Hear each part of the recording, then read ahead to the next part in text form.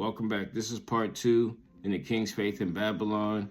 We ended the last one in Daniel chapter 4, verses 29 to 31.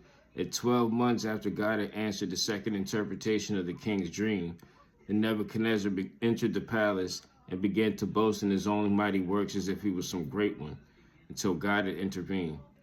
Has any one of us ever had some divine intervention in our lives that merited some type of change within for us to only go back to our old ways?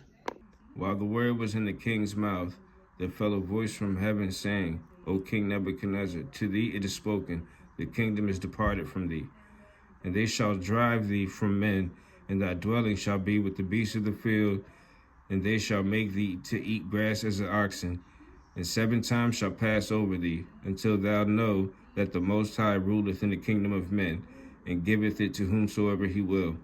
The same hour was this thing fulfilled upon Nebuchadnezzar, and he was driven from men, and did eat grass as oxen, and his body was wet with the dew of heaven, till his hairs were grown like eagle's feathers, and his nails like bird's claw. From Nebuchadnezzar's boastful heart, God stripped the kingdom from him, and made him eat grass as an oxen, and dwell with the beasts in the field for 7 years. And then after these 7 years, his understanding will be restored back to him, and his wisdom. And then at that time, he will realize that God in heaven is the one true God. And at the end of the days, I, Nebuchadnezzar, lifted up mine eyes unto heaven, and my understanding returned unto me.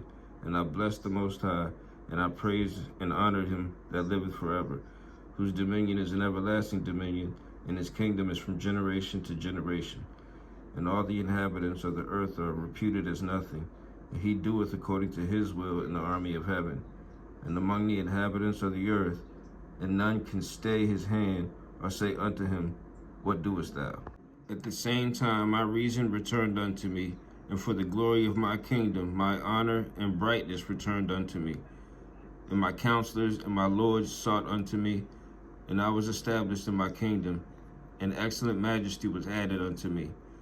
Now I, Nebuchadnezzar, praise and extol and honor the King of heaven, all whose works are truth, and his ways judgments, and those that walk in pride he is able to abase.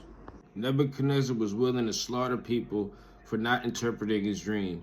Most would think that God is not with him. I say that so we all can recognize the Lord's love and ability to empower kingdoms and make them fall, and willing to instill faith into Nebuchadnezzar while doing so. Next, we'll discuss the faith in Cyrus, the king of Persia, and how he received word from God to free the Hebrews from Babylonian captivity after their 70 years.